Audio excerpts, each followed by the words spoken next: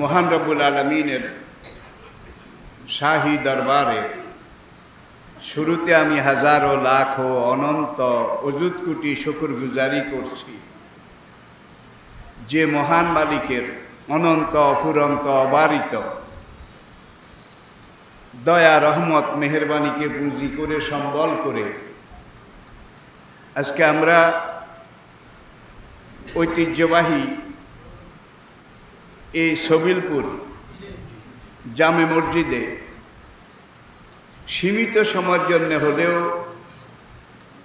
পবিত্র মাহে রবিউল আউয়ালে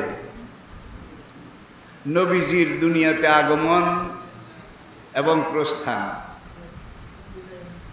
এই পবিত্র মাসে স্বল্প সময়ের জন্য হলেও নবীজিকে নিয়ে আজকের এই সিরাতুন নবী মাহফিলে দু চারটা কথা বলার মতো সুযোগ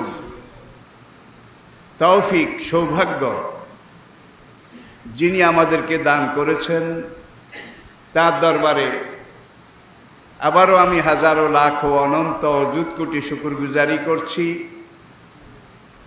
আপনারাও সবাই একবার প্রাণ ভরে হৃদয় ভরে নিজকে উজাড় করে বিলীন করে বজ্রনীনাদ কণ্ঠে মহব্বতের সাথে আওয়াজ তুলে একবার পড়ুন আলহামদুলিল্লাহ। আসলে নবীজির জীবন, নবীজির সিরত আমি কোনখান থেকে শুরু করব, কোথায় গিয়ে শেষ করব?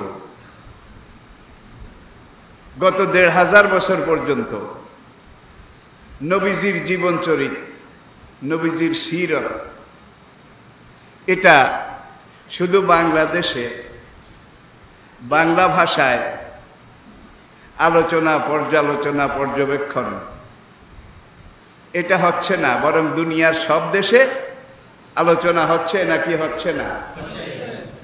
শুধু মুসলমানরা আলোচনা করে, অমুসলমানরা করে না, তারা আরো বেশি করে।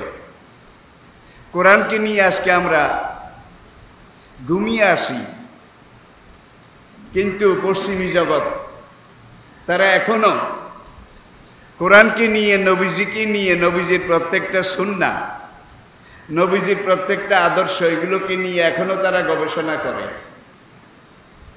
তারা এটা স্বীকার করে এই কোরআন এমন এক পবিত্র গ্রন্থ যেই কোরআনে আল্লাহ পাক নিজেই ঘোষণা করেছেন তিবিয়ানান লিকুল্লি শাই।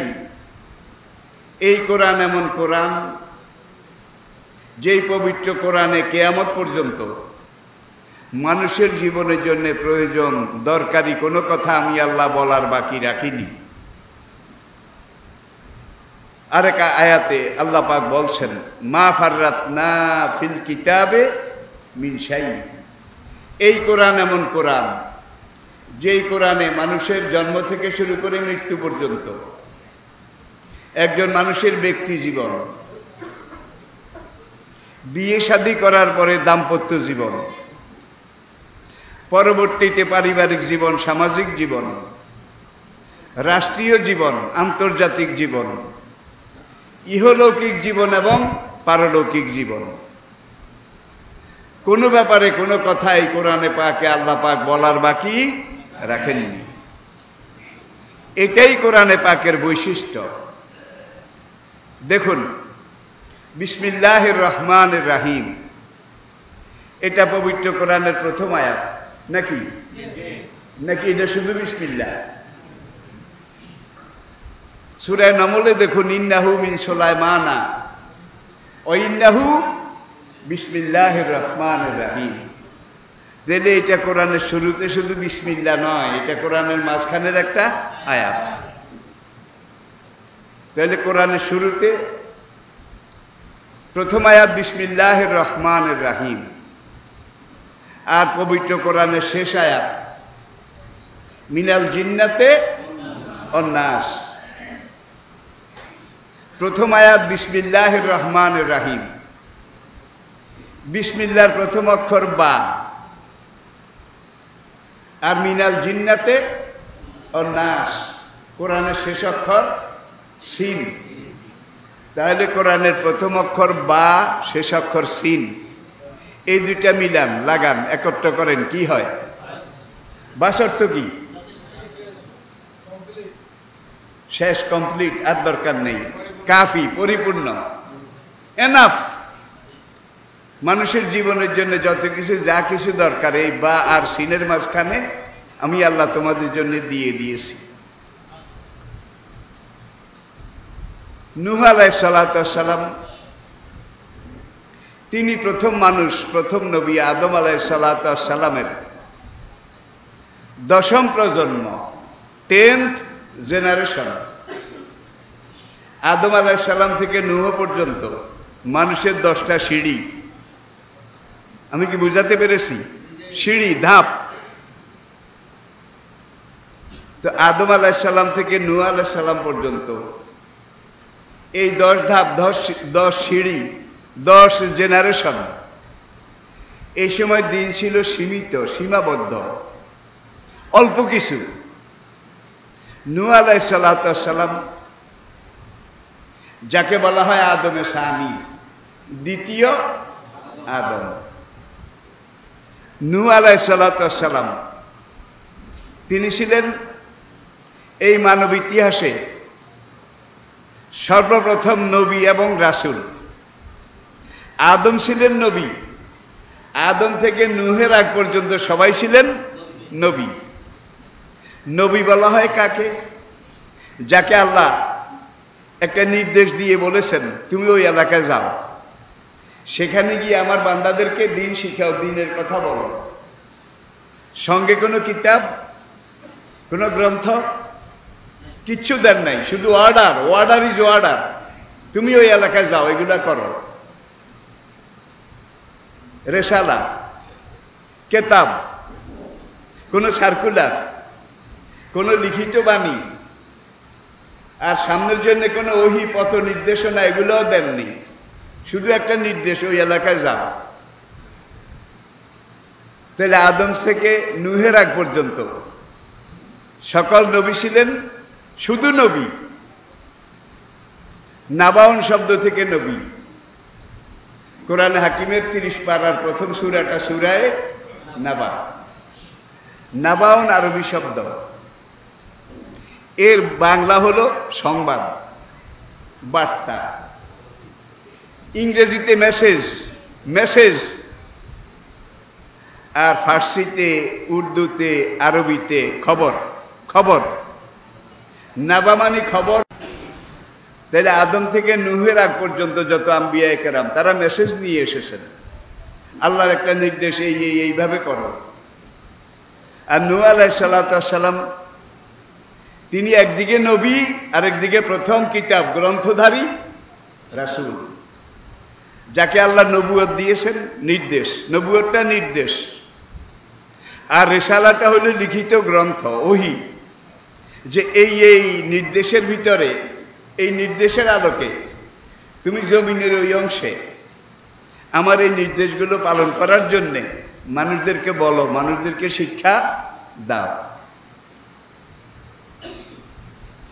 সকল নবী কিন্তু রাসূল ছিলেন না। কথাটা একটু চিকন, একটু বুঝার চেষ্টা করেন। সকল নবী কিন্তু রাসূল ছিলেন না, যাদেরকে শুধু আল্লাহ একটা মেসেজ দিয়ে পাঠিয়েছেন একবারের জন্য, ওয়ান টাইম, যাও এই খবর গিয়ে বলো, নির্দেশ। নাবাউন, খবর, মেসেজ, সংবাদ। এই নাবা যিনি পেয়েছেন তিনি নবী। নাবা, আল্লাহর পক্ষ থেকে নির্দেশ যিনি পেয়েছেন তিনি নবী। আবার আল্লাহর পক্ষ থেকে নির্দেশও পেয়েছেন, আর আল্লাহর পক্ষ থেকে সার্কুলার, কিতাব, ওহী যিনি পেয়েছেন তিনি নবী এবং রাসূল। কোন নবী রাসূল ছিলেন না, শুধু নবী ছিলেন। কিন্তু যারা রাসূল, তারা নবীও ছিলেন, রাসূলও ছিলেন। এবার বোধহয় আপনাদের কাছে পরিষ্কার হয়েছে। আদম আলাইহিস সালামের কোনো বিরোধিতা হয়নি, কিন্তু আদম আলাইহিস সালাম জীবিত থাকতে তার সামনেই দুনিয়াতে হিজবুল্লাহ আর হিজবুশ শয়তান, আল্লাহর পক্ষ শক্তি এবং বিপক্ষ শক্তি, খোদাই শক্তি এবং শয়তানি শক্তি, এটা আদমের জীবিত কালেই কিন্তু শুরু হয়েছিল।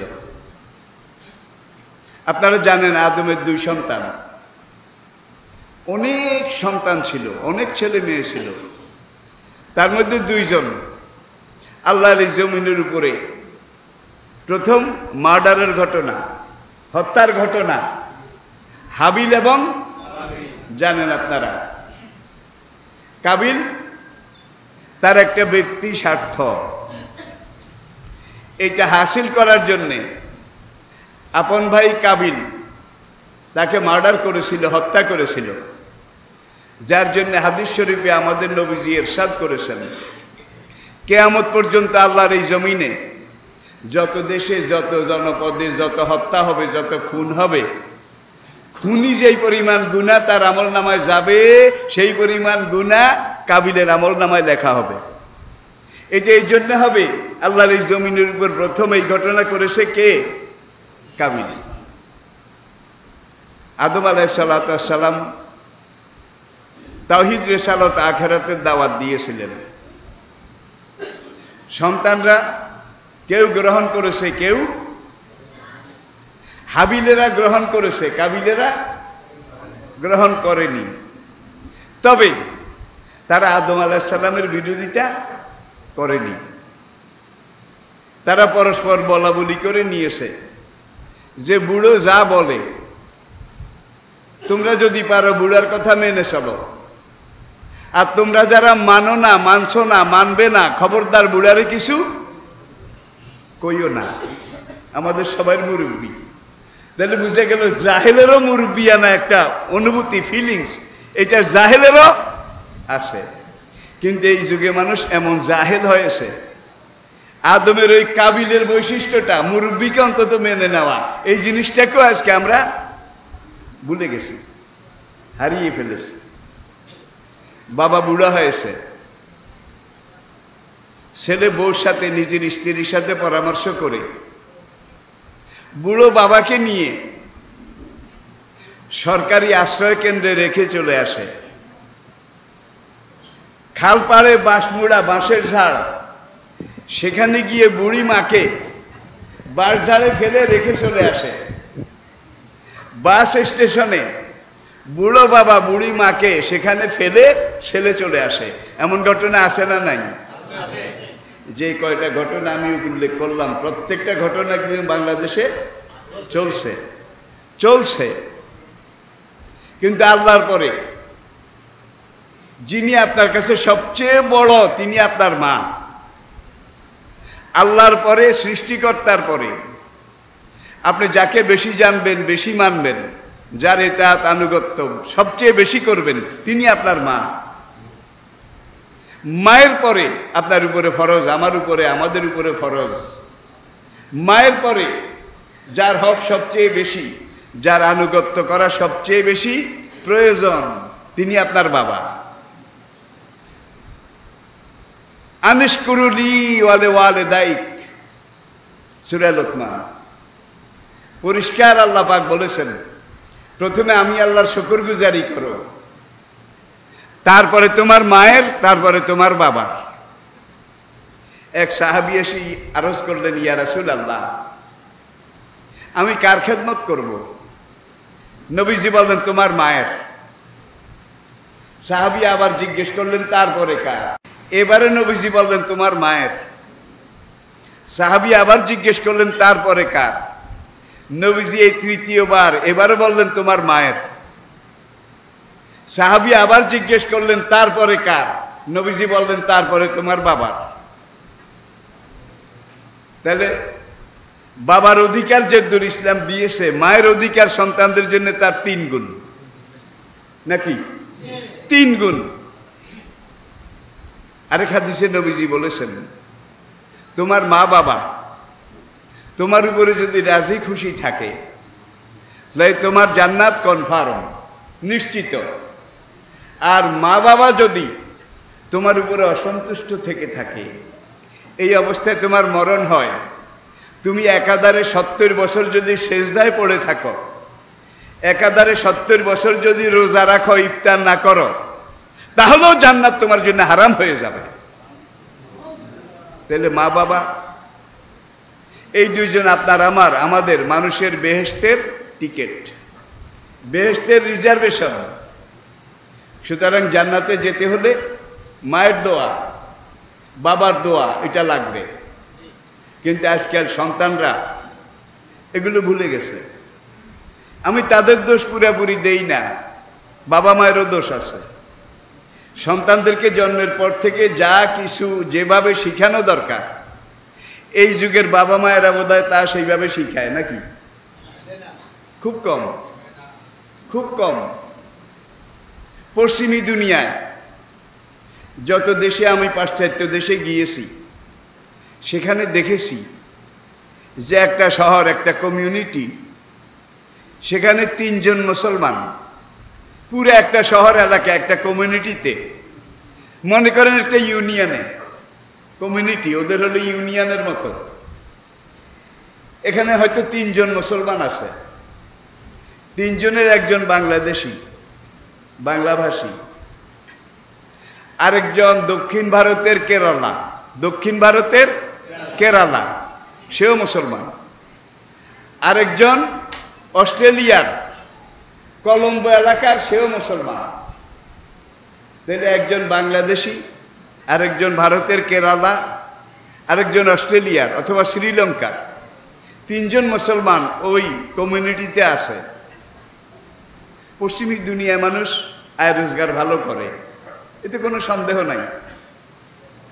এই 3 জনে মিলে তাদের ব্যবসা হোক, চাকরি হোক, তাদের আয় রোজগার থেকে একটা বিশাল অঙ্কের অর্থ খরচ করে 3 জনে মিলে একটা রুম ভাড়া করে সেখানে একটা মাদ্রাসা করে, এবং তাদের এই 3 জনের ছেলে মেয়ে একজন শিক্ষক রেখে, ওস্তাদ রেখে প্রথমে কোরআন শিক্ষা দেয়, কোরআন শিক্ষা দেয়। তা আমি কেরালার এক মুসলমান, কেরালার কিন্তু অনেক ইতিহাস আছে। দক্ষিণ ভারতের যে প্রদেশটাতে এখনো মুসলমানের সংখ্যা বেশি, এই প্রদেশটার নাম হলো কেরালা। আর এই কেরালার বাদশাহ, হিন্দু রাজা চেরুমল পরিমল, এই লোকটা দক্ষিণ ভারত থেকে দেখেছিল একদিন হঠাৎ পূর্ণিমার রাতে চাঁদ 2 খণ্ড হয়ে গেছে। বাদশাহ চেরুমল পরিমল দেখেছিল চাঁদ 2 খণ্ড হয়ে গেছে, 1 খণ্ড এই দিকে আর 1 খণ্ড সেই দিকে। বাদশাহ চেরুমল পরিমল দেখলো, সে আবির্ভূত, কিংকর্তব্য বিমূঢ় হয়ে গেল। চাঁদ এইভাবে 2 ভাগ হয়ে গেল। কিছুক্ষণ পরে আবার এসে জোড়া লেগে গেল। চাঁদটা তো সারা দুনিয়া থেকে দেখা যায় নাকি যায় না? এখন সেইটা দেখে ভাবতেছে, অভূতপূর্ব, অকল্পনীয়, চাঁদকে আমি এইভাবে 2 ভাগ হতে দেখেছি, ব্যাপারটা কি? ঠিক সেই সময়ে মুসলমানরা মক্কা থেকে হিজরত করে যখন মদিনা চলে গেলেন, মদিনা যাওয়ার অব্যবহিত পূর্বে মক্কার একদল যুবক তরুণ মুসলমান, তারা মক্কার জালেমদের, কাফেরদের, মুশরিকদের জুলুমে নির্যাতনে ক্ষত বিক্ষত, রক্তে রঞ্জিত, জর্জরিত হয়ে পশ্চিম দিকের লোহিত সাগর পার হয়ে, লোহিত সাগরের পশ্চিম পাড়ে আফ্রিকার একটা দেশ হাবশা, আবিসিনিয়া, সেখানে হিজরত করেছিল। এটা তো আপনারা জানেন।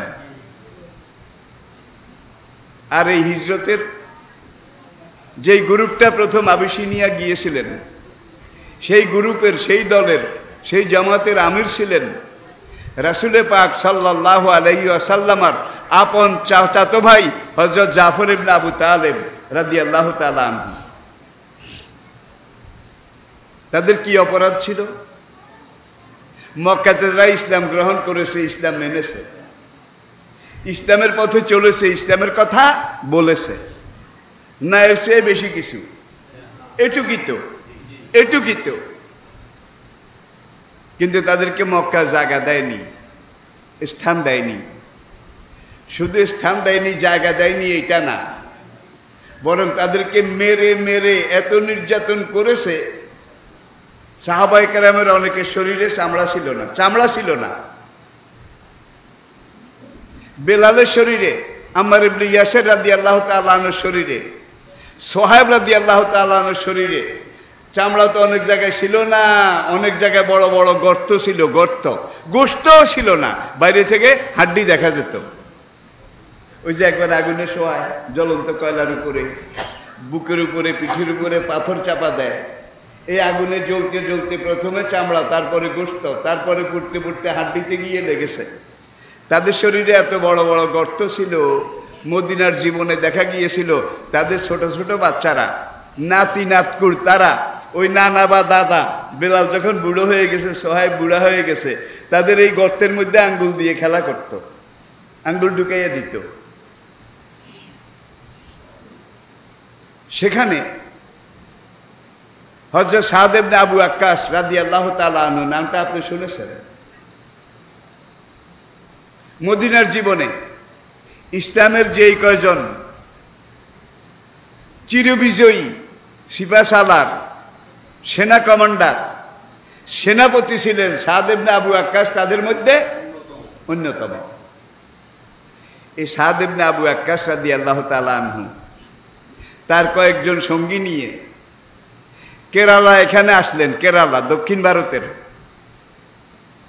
এখানে এসে যখন বাদশাহ পেরুমলের সাথে দেখা করলেন, তখন বাদশাহ চেরুমল জিজ্ঞেস করলো যে আমি আজ থেকে এত মাস এতদিন আগে একদিন রাতে দেখেছি 4টা 2 খণ্ড হয়ে গেছে, কিছুক্ষণ 2 খণ্ড 2 দিকে ছিল, এক খণ্ড সাফার উপরে, আরেক খণ্ড মারোয়ার উপরে, তারপরে আবার এসে একত্র হয়ে গেছে। তখন এই সাহাবারা বললেন, এই চাঁদ যে 2 ভাগ 2 খণ্ড হয়েছে, এটা কোরআনে আছে। ওহির মাধ্যমে আল্লাহ পাক উল্লেখ করেছেন সূরা কামার, ইকতারাবাতি সাআতু ওয়া আনশাক্কাল কামারু ওয়াইয়ারাও আয়াতান ইউরিদু ওয়া ইয়াকুলু সিহরুম মুস্তামার। যে আবু জাহেলরা বলেছিল, মুহাম্মদ তোমার সাথে তো আমাদের ঐক্যমত হচ্ছে না, মিল হচ্ছে না, এখন একটা কাজ করো, কাবার মাঝখান দিয়ে ইট পাথর দিয়ে একটা দেওয়াল এটা তৈরি করে আরেকটা দরজা সেখান দিয়ে খুলে দিয়ে কাবাকে আমরা মাঝখানে দেওয়াল দিয়ে ভাগ করে ফেলি। একদিকে আমরা আমাদের দেবদেবী মূর্তি পূজা, লাত মানত, হবল, লজ্জা, ইয়াউক, ইয়াগুস, মানাত, ঠাকুরানী দেবদেবীর পূজা করব, আর ওই অর্ধেকে তুমি মুসলমানদেরকে নিয়ে তোমার ইসলামের কাজ যেগুলো এগুলা করিও। তারা এই প্রস্তাব দিয়েছিল। আল্লাহ পাক সূরা কাফিরুন নাজিল করলেন, কুল ইয়া আইয়ুহাল কাফিরুন লা আবুদু। হে নবী, আপনি কাফিরদেরকে বলে দেন, তোমরা যেই দেবদেবীর পূজা করো আমরা এর পূজা করি না। ওয়ালা আনা আবেদু মা আবাদতুম, আর আমি নবী নিজেও ওইসব দেবদেবীর পূজা করি না, মানি না, যেগুলো তোমরা পূজা করো, যেগুলোর নামে মানুষ বলি দাও, যেই দেবদেবীর নামে তোমরা পশু বলি দাও, আমি এগুলা করি না। ওয়ালা আনতুম আবিদুনা মা আবুদ, যার আমি ইবাদত করি, যেই মালিকের আমি ইবাদত করি, তোমরা সেই মালিকের ইবাদত করো না। লাকুম দীনুকুম, তোমাদেরটা তোমাদের জন্য, আমারটা আমার জন্য। এখানে দেখুন কোরআনের কথন ভঙ্গি, বচন ভঙ্গি। লাকুম দীনুকুম, তোমাদের মূর্তি পূজার যেই ধর্ম, এটা তোমাদের জন্য, এটা তোমরা করো। অলিয়া দিন, এখানে লামে তাকিদ, ওলামায়ে কেরাম আছেন, তোমাদেরটার আমি পক্ষেও নাই বিপক্ষেও নাই, তোমাদেরটার ব্যাপারে আমি নিরপেক্ষ, আমি সেকুলার, তোমাদেরটার ব্যাপারে আমি সেকুলার। অলিয়া দিন, কিন্তু আমার জীবন জাকাত থাক, জীবন দিয়ে হলেও আমি আমার দ্বীনের চরম পক্ষে আসি। ভাই, বাংলাদেশের একজন দিনাজপুর গোরা শহীদ ময়দানে, সেখানে জনসভা করতে গিয়ে, আমি তখন দিনাজপুরে ছিলাম, আমার মাহফিল ছিল, তিনি সেখানে বললেন এই দেশের মোল্লা মৌলবী, মোল্লা এই কথা শুরু, মোল্লা মৌলবী, এই দেশের আলেম উলমা, আলেম উলামা না উলমা, তাদেরকে আমি আবার বলছি, বারবার বলছি, তারা যেন বুখারী শরীফটা ভালো করে পড়ে।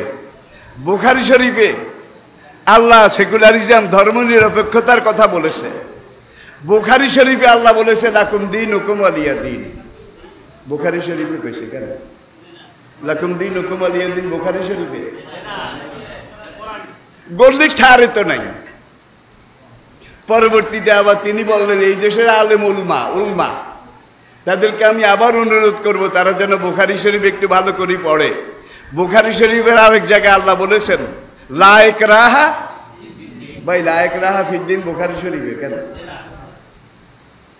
তাহলে দেখা যায় আমির হামজা তো ঠিক নেই, কোনটা বুখারী কোনটা কোরআন এইটা যারা তমিজ করতে পারে না, গেরবামিরো সগজিরো মোশেরা দিওয়া কুনাদ ই চুনি আর কানে দৌলত মুলকেরা বীরা কুনাদ।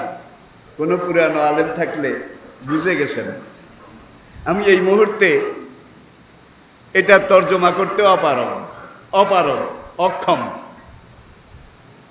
সুতরাং যা হওয়ার তাই হচ্ছে। তখন ওই সাদ ইবনে আবু ওয়াক্কাস এবং সাহাবারা বললেন যে আজ থেকে এত মাস আগে মক্কাতে যখন কাফেররা চ্যালেঞ্জ করলো যে তোমার আল্লাহকে আমরা মানি না, তোমার কোরআনকে আমরা স্বীকার করি না, হ্যাঁ আমরা মানব, স্বীকার করব, তুমি যদি এই পূর্ণিমার রাতের চাঁদকে আঙ্গুলের ইশারায় দ্বিখণ্ডিত করতে পারো তাহলে আমরা বলতে পারবো যে তুমি নবী। নবী বললেন ঠিক তো? হ্যাঁ। মানবে তো? হ্যাঁ 100 বার। হুজুর আঙ্গুল ইশারা করলেন, পূর্ণিমার চাঁদ 2 খণ্ড হয়ে 2 দিকে চলে গেল। একতারাবাতি সাত ও আনসাক্কাল কামারো ওয়াইয়ারা আয়াতান ইউরিদু ওয়া ইয়াকুলু সিহরুম মুস্তামার। কিয়ামত কাছে এসে গেছে। একতারাবাতি সাত ও আনসাক্কাল কামারো, চাঁদ 2 ভাগ হয়ে গেছে। এত বড় মুজিজা দেখেও এই কাফেররা বলল বাইর বেটা তোরে না মানল তোর ওস্তাদের মানি। এমন ওস্তাদ তুই পাইছ আর এমন জাদু তুই শিখেছিস, তোর জাদু এতদিন জমিনে চালিয়েছিলি, আজকে তোর জাদু আসমানে চাঁদের উপরে পর্যন্ত চালিয়ে দিয়েছিস। সেহরম মুস্তামের এই কথা বলে তারা পৃষ্ঠ প্রদর্শন করে চলে গেছিল। ঘটনা আপনারা জানেন, আমি শুধু একবার কিন্তু কেরালার বাদশাহ চেরুমল দেখেছিল এই দ্বিখণ্ডিত চাঁদ। মুসলমানরা যখন মদিনা থেকে আবিসিনিয়া হাবশা হয়ে কেরালায় আসলো, আসার পরে যখন বাদশাহ পেরুমল এটা জানলো, জানার পরে সে ওই মুসলমান কাফেলার হাতে হাত দিয়ে বয়াত করে সে ইসলাম গ্রহণ করে মুসলমান হয়ে গেল।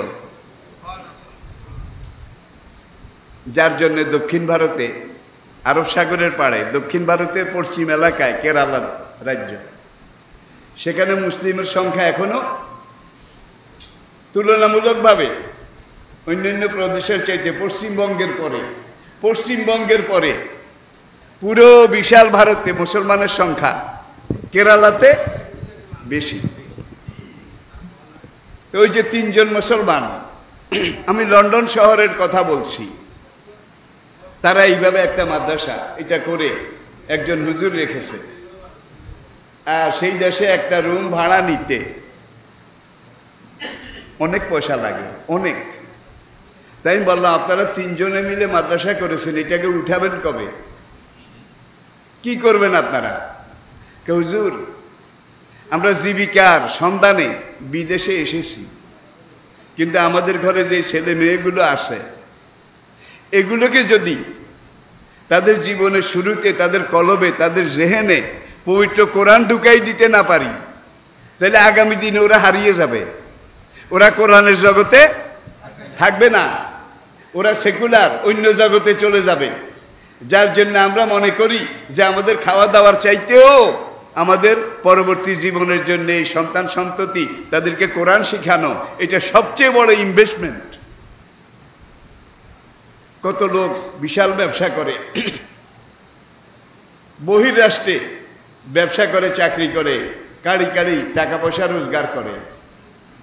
দেশে এমন বিল্ডিং তৈরি করেছে যেই বিল্ডিং সেই যুগের সাদ্দাদের বেহেশতে সে কম না।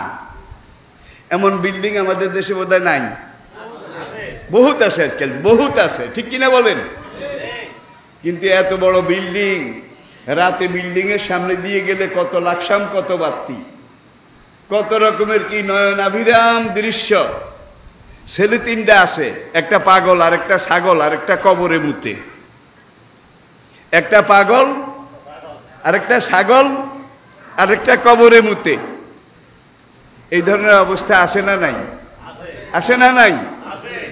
তাইলে আপনি মারা গেছেন, আপনার জানাজা পড়া লাগবে। দাফনের আগে জানাজা লাগে না? লাগে তো। এখন এই জানাজা পড়ার হক কার? ছেলের। কার? ছেলের। কারণ এই ছেলেকে আল্লাহ এই কোরআনে বলেছেন, অকর রাব্বির হামহুমা। এটা তো আপনারা সবাই জানেন আশা করি। উল্লেখযোগ্য দোয়ার মধ্যে এটা একটা, রাব্বির হামহুমা। ওগো আমার রব, আমার এই মৃত মাকে, আমার মৃত বাবাকে তুমি এমনভাবে রহম করো, ক্ষমা করো, মাফ করো। এই বাবা মা শিশুকালে জন্মের পরে আমাকে যেইভাবে দয়া করে, মায়া করে লালন করেছিলেন, পালন করেছিলেন, ধারণ করেছিলেন, ওগো রব্বুল আলামিন আমার এই মৃত মাকে, বাবাকে তুমি সেইভাবে মাফ করে দাও। জান্নাতের কোলে আমার মা বাবাকে তুমি জায়গা করে দাও। আল্লাহ তো হাসরের দিনের জাস্টিস নাকি chief justice? Justice the great, আলাইসাল্লাহু বিআহকামিল, সব বিচারকের বড় বিচারক। আর দুনিয়ার সব মানুষ আল্লাহর আদালতে হাসরের দিন কিন্তু আসামি নাকি? সে আসামির তালিকায় বোধহয় আপনার নাম নাই, আমার নাম নাই। কার নাম নাই? একজনে হাত দেখান। সবাই নাম আছে। এবং আপনাকে হাসরের মাঠে এই আসামির কাঠগড়ায় দাঁড়াতে হবে। এই আদালত, এই বিচার কক্ষ, এটাকে ফেস করতে হবে, মোকাবিলা করতে হবে। মোকাবিলা করে ফারিকুন ফিল জান্নাতে ও ফারিকুন ফিস সাইর। যদি আপনি সঠিকভাবে উতরে যেতে পারেন, সঠিকভাবে কাজগুলো করেছেন, সেইভাবে আপনি হিসাব দিতে পারেন, তাইলে আপনি জান্নাত পাবেন। আর যদি না পারেন, জাহান্নাম। এটা অবধারিত, আর এটা আল্লাহর বিচার। এখন আল্লাহ হলেন চিফ জাস্টিস, আহকামুল হাকিমিন, সবচেয়ে বড় বিচারক। সেই বিচারক আপনাকে, আমাকে, আমাদেরকে একটা মুসাবিদা শিখিয়ে দিয়েছেন। তুমি দুনিয়াতে যদি সুখী জীবন পেতে চাও, সমৃদ্ধশালী জীবন পেতে চাও, তোমার ছেলে মেয়ে সন্তানদেরকে আগে কোরআনে এলেম ভিতরে ঢুকাইয়া দাও, আগে দ্বীনি শিক্ষা এটা ঢুকাইয়া দাও। এই দ্বীনি শিক্ষা ঢুকাইয়া দিবে, আর এই দ্বীনি শিক্ষা কোরআন এটা বুঝার পরে, জানার পরে তোমার বাবার মরা লাশ, তোমার মায়ের কবরের পাড়ে তুমি গিয়ে কি বলবে? রব্বির হামহুমা, ওগো আমার রব, আমার বাবাকে, আমার মাকে তুমি এমনভাবে রহম করো, দয়া করো, ক্ষমা করো, কামা রব্বায়ানি, আমার মা বাবা ছোট্টকালে, শিশুকালে আমার উপরে যেইভাবে দয়া রহম করেছিল, সেইভাবে তুমি তাদেরকে রহম করে, দয়া করে, ক্ষমা করে তোমার রহমতের কোলে জান্নাতে স্থান দিয়ে দাও। এখন এই দোয়াটা, এই মুসাবিদাটা আমাদেরকে কে শিখিয়েছেন? কে? আচ্ছা, বিচারক যদি কোন আদালতে আসামিকে, কাঠগড়ায় দাঁড়ানো আসামিকে বলে, এই বেটা তুই এইভাবে আমার কাছে একটা দরখাস্ত দে, এইভাবে দরখাস্তের মধ্যে লিখবি ওকের রাব্বির হামহুমা, শিখাই দিছে কে? বিচারক নিজে, আল্লাহ নিজে। তাহলে বিচারক নিজে আসামিকে শিখাই দিয়েছে, তুই এইভাবে দরখাস্ত কর, তাহলে তোরে মাফ করে দেব। এখন কি আমরা এইটা করতে পারি? বাচ্চাদেরকে যদি কোরআন শিখান শুরুতে, এরপরে আপনি তাদেরকে কলেজে পড়ান, ইউনিভার্সিটিতে পড়ান, ডাক্তার বানান, ইঞ্জিনিয়ার বানান, ম্যাজিস্ট্রেট বানান, কোনো অসুবিধা নাই। আগে কোরআন শিখান, ছেলে হোক মেয়ে হোক। নেপোলিয়ন বোনাপার্টি তার জাতিকে বলেছিলেন, তোমরা যদি আমার কাছে একটা ভালো দেশ চাও, সুখ শান্তির দেশ চাও, ভালো রাষ্ট্র চাও, তাইলে আমাকে 10 জন ভালো মা, আদর্শ মা আমাকে দাও, তাইলে 40 বছর পরে আমি তোমাদেরকে একটা ভালো দেশ, ভালো রাষ্ট্র এটা দিতে পারবো। তাহলে ভালো রাষ্ট্র, ভালো দেশ দিতে হইলে আগে কি দরকার? ভালো মা দরকার। এখন ভালো মা বলতে খুব সুন্দরী নাকি? দিনী মা, কোরআনপন্থী মা, কোরআন জানা মা। নারীর আসল রূপ কিন্তু বাইরে নয়, নারীদের আসল রূপ ভিতরে। বাইরে যেটা আছে এটা শিয়াল কুকুরেরও আছে, হায়ান জানোয়ারেরও আছে, এটার 1 পয়সাও দাম নাই। কিন্তু নারীর আসল রূপ ভিতরে। এই রূপটাকে যদি কোরআনের আলোকে আলোকিত করতে পারেন, তাহলে এই নারীর গর্ভ থেকে যে সন্তান হবে সবগুলো আল্লাহর ওলি হবে। অনেক ডিসি আছে, অনেক সচিব আছে, সরকারি লেভেলে সর্বোচ্চ পর্যায়ে চাকরি করে, কিন্তু সবাই রাতে তাহাজ্জুদ পড়ে। এরকম আসে না নাই? আসে না নাই?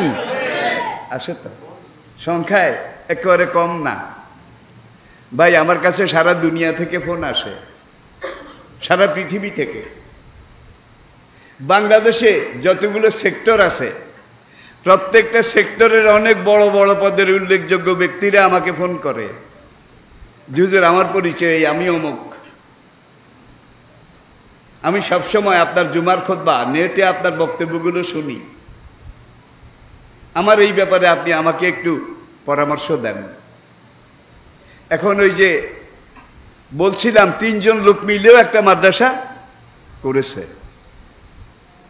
তাইলে তারা মুসলমান, তারা কোরআনকে অগ্রাধিকার দিয়েছে, এই জন্য আগে মাদ্রাসা করেছে। আমার প্রশ্নের জবাবে তারা বলেছিল, হুজুর টাকা পয়সা আজকে আসে কালকে নাই, এটা 2 দিনের খেলা ঘর। কিন্তু বাচ্চাগুলোকে যদি কিছু টাকা পয়সা খরচ করে তাদের পেটে শুরুতে কোরআনটা ঢুকাইয়ে দিতে পারি, তাহলে আগামী জীবনে সে যেই সেক্টরে যাক, যেই কাজ করুক, বেনামাজি হবে না, ফাসেক হবে না, নাস্তিক হবে না। বাবা মারা গেছে, এখন জানাজা লাগবে না? জানাজার 1 নম্বর হক কার? কে পড়াবে? ছেলে পড়াবে। কারণ ছেলেকে ওই চিফ জাস্টিস শিখাই দিছে, তোর বাবার মরা লাশ, তোর মায়ের মরা লাশ, এটা সামনে রেখে তুই যখন কেঁদে উঠে বলবি রব্বের হামহুমা, সঙ্গে সঙ্গে আমি আল্লাহর আরশে আজিম থরথর করে কাঁপা শুরু করবে। আরশ বলবে, মালিক তুমি অমুককে শিখাই দিয়েছো রব্বের হামহুমা, এইভাবে মা বাবার জন্যে তোমার কাছে দরখাস্ত করার জন্যে। সে বাবা আল্লাহর সামনে নিয়ে কাঁদে আর কয় রব্বের হামহুমা। এখন তুমি কি করবা? আল্লাহ সঙ্গে সঙ্গে বলবে যে কোরআন শিক্ষা দিয়েছে, এই উসিলা বরকতে আমি তার বাবাকে মাকে ক্ষমা করে দিলাম, মাফ করে দিলাম।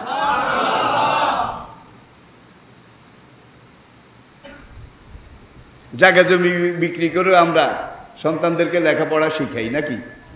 শিখান, কোনো অসুবিধা নেই। যে যত উচ্চ শিক্ষিত সে তত তাড়াতাড়ি কোরআন বুঝতে সক্ষম, কিন্তু যার শিক্ষা দীক্ষা কম সে হইল ঠেলা গাড়ি। ঠেলা গাড়ি ঠেললে একটু যায়, তারপরে আবার থেমে যায়। কিন্তু যে শিক্ষিত, উচ্চ শিক্ষিত, সে হলো একটা বুলেট ট্রেন। Bullet train. সে কোরআনের একটা আয়াত পড়লে, দুনিয়ার দিকে তাকান, বর্তমানে মুসলমান আর ইসলামের বিরোধিতা সবচেয়ে বেশি হচ্ছে। সবচেয়ে বেশি মুসলমানদেরকে শহীদ করা হচ্ছে। সত্যিকার দিনদার যারা মুসলমান, যারা দায়ী আল্লাহ, মুসলমানদের মধ্যে যারা দ্বীনের দায়ী, দ্বীনের রায়, দ্বীনের নকিব, তাদের উপরে জুলুম সবচেয়ে বেশি। শুধু অমুসলিম কাফেরের দেশে নয়, মুসলিম দেশগুলোতেও নির্যাতন কাদের উপরে বেশি? যারা দিন মানে, দিন জানে, দিন কায়েম হওয়ার কথা বলে, তাদের উপরে নির্যাতনটা বেশি। এইভাবে সারা দুনিয়াতে দেখেন, বর্তমান বিশ্বে যতগুলো যুদ্ধ হইতেছে সবগুলো যুদ্ধ কিন্তু মুসলমানদের দেশে। কি? সিরিয়া যুদ্ধ, ইরাকে যুদ্ধ, ইয়ামনে যুদ্ধ, কাশ্মীরে যুদ্ধ, ফিলিস্তিনে যুদ্ধ। আচ্ছা, অমুসলমানদের একটা দেশে যুদ্ধ চলছে, দেখান একটা দেশে। যুদ্ধের অস্ত্র কিন্তু তারা বানায়, সব অস্ত্র তারা বানায়। বানাইয়া তাদের কোন অস্ত্রের হ্যান্ডম কদ্দুর, হ্যান্ডম, এটা পরীক্ষা করার জন্য মুসলমান দেশে এক দলের সাথে আরেক দল যুদ্ধ লাগাইয়া দিয়া তাদের অস্ত্রগুলা পরীক্ষা করে কোনটায় কদ্দুর যায়। আমেরিকা রাশিয়ার সাথে কোনোদিন যুদ্ধ করবে না, চায়নার সাথেও করবে না, জার্মানি ব্রিটেন তাদের সাথেও করবে না। কিন্তু ইরাকে দরকার হলে 20 বছরও যুদ্ধ করবে, নাকি? সিরিয়াতে যুদ্ধ করবে, ইয়ামনে যুদ্ধ করবে, ডাইরেক্ট অথবা ইনডাইরেক্ট। করে কিনা বলেন? আফগানিস্তানের দিকে তাকান, রাশিয়া প্রথম তাদের সাথে যুদ্ধ করেছে 10 বছর। তখনকার রাশিয়া সোভিয়েত ইউনিয়ন 1980 থেকে 1990, 81 থেকে 90, 10 বছর আফগান মুসলমানদের সাথে যুদ্ধ করে রাশিয়া ভেঙে টুকরা টুকরা হয়ে গেছে। এখন আর সোভিয়েত ইউনিয়ন নাই, এখন কি? রাশিয়া বাকি দেশগুলা, এবং যেই দেশগুলা ভাগ হয়ে আলাদা হয়ে চলে গেছে তার মধ্যে 13টা মুসলমান দেশ। রাশিয়ার সোভিয়েত ইউনিয়নের পতনের পরে যারা স্বাধীন হয়েছে, উজবেকিস্তান, কাজাকিস্তান, তুর্কমেনিস্তান, এই থেকে শুরু করে 13টা মুসলমান দেশ স্বাধীন হয়ে গেছে। রাশিয়া মুসলমানদের মায়ের খেয়ে 10 বছর যুদ্ধে পরাজিত হয়ে চলে গেছে, তার আমও গেছে, সালাও গেছে। রাশিয়ার পরে আমেরিকা 1 নম্বর সুপার পাওয়ার, তারা আফগানিস্তান দখল করলো। 20 বছর পাগড়িওয়ালা, দাঁড়িওয়ালা, কালা জুব্বাওয়ালা মৌলবীদের লগে আমেরিকা যুদ্ধ করলো। আমেরিকার এই যুগের সবচেয়ে লেটেস্ট সর্বাধুনিক মারণাস্ত্র, ক্ষেপণাস্ত্র কোনটা না আছে? আফগানিস্তানের ওদের কিচ্ছু নাই, কিচ্ছু নাই। 20 বছর যুদ্ধের পরে আমেরিকাও, তাহলে বোঝা গেছে মুসলমানদের সাথে যুদ্ধ করে পারা এটা এত সহজ নয়। অস্ত্র না থাকলেও ইমানের অস্ত্রে তারা বলিয়ান, আল্লাহর শক্তিতে তারা শক্তিমান, ঠিক কিনা বলেন? তালেবানরা কিন্তু বর্তমানে ভুল করতেছে, কিছু ভুল, এগুলা করা উচিত নয়, এখনো সময় আছে। পুরা দুনিয়া যেইভাবে চায় সেইভাবে একটা ব্যাপক ভিত্তিক সরকার গঠন করা দরকার। আন্তর্জাতিক দুনিয়া যেইভাবে চায়, ভালো না লাগলেও এইভাবে সরকার গঠন করা দরকার। শাসনটা তো তারা করবে, নাকি? শাসনটা তো তারা করবে, তাহলে স্বীকৃতি তাড়াতাড়ি পাওয়া যাবে। অমুসলমান কোনো দেশ সহজে স্বীকৃতি দেবে না। আর মুসলমান দেশ যেগুলো স্বীকৃতি দিতে রাজি আছে ওদের ভয়ে স্বীকৃতি দেয় না। আমরা যদি এখন তালেবানকে স্বীকৃতি দেই তাহলে আবার আমাদের কোন বিপদ হয়, ঠিক কিনা বলেন? সেখানে এখনো ইমানের পরীক্ষা চলছে, কথাটা এই জন্যে বলেছি। প্রিয় ভাইয়েরা, কোরআন শিক্ষা দরকার আছে। ঘরে ছিল সেফা শুটকি, কাঁচা মরিচের ধন্যবাদ দিয়ে ভর্তা। এই চেপা শুটকির ভর্তা আর রুটি, চেপা শুটকির ভর্তা আর পান্তা ভাত, এটা এনে আপনার সামনে দিল। আপনার পেটটা কিন্তু এখন কিচ্ছু নাই, একেবারে খালি। এই খালি পেটে আপনি ওই পান্তা ভাত দিয়ে, রুটি দিয়ে, চেপা শুটকির ভর্তা দিয়ে আপনি খাইলেন। খাওয়া যখন শেষ, হাত ধুইতে যাবেন, এমন সময় আপনার এক আত্মীয় বাড়ি থেকে, সেখানে কোনো একটা অনুষ্ঠান ছিল, বড় বড় টিফিন ক্যারিয়ারে করে মুরগির রান, থান, কারি, খাসির গোস্ত, গরুর গোস্ত, ফিস্ট, রোস্ট, একেবারে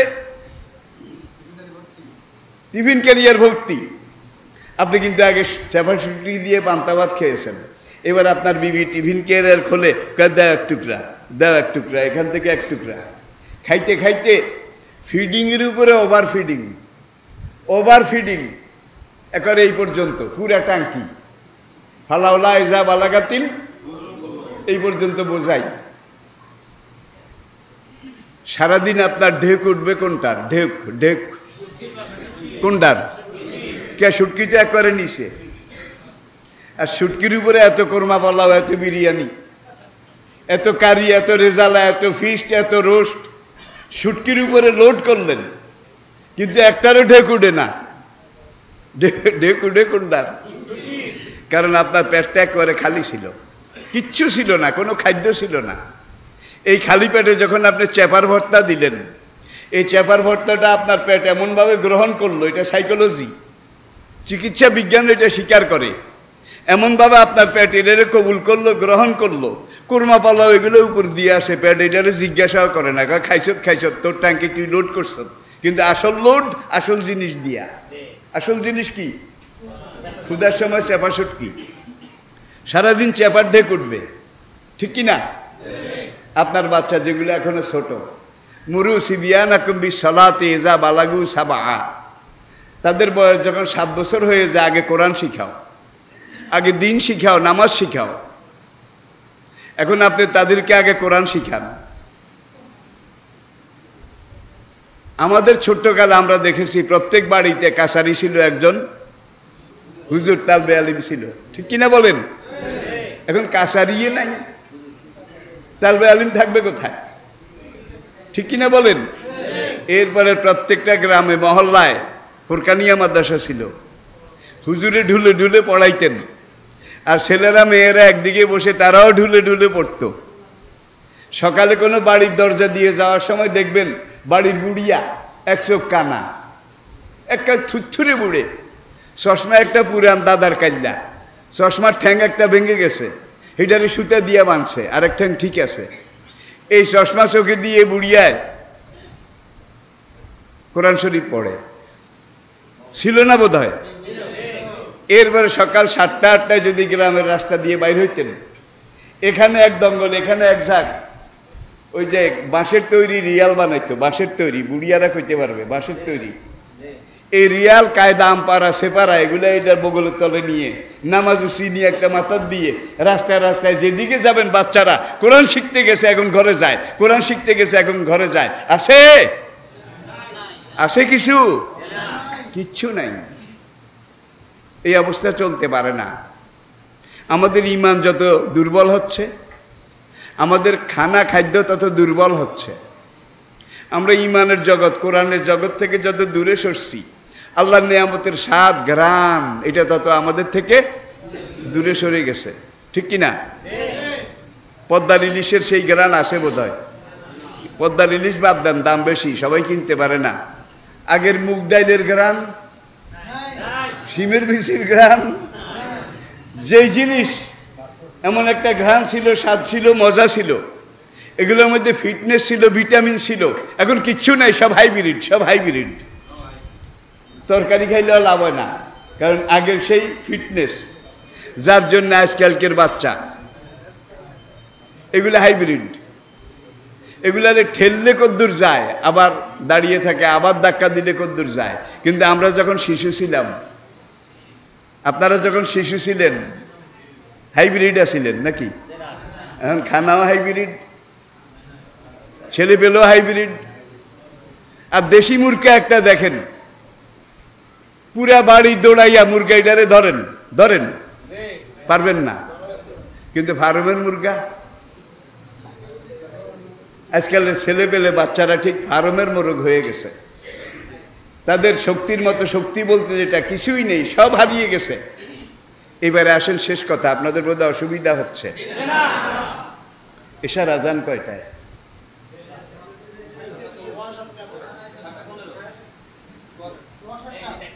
তাইলে আজান পর্যন্ত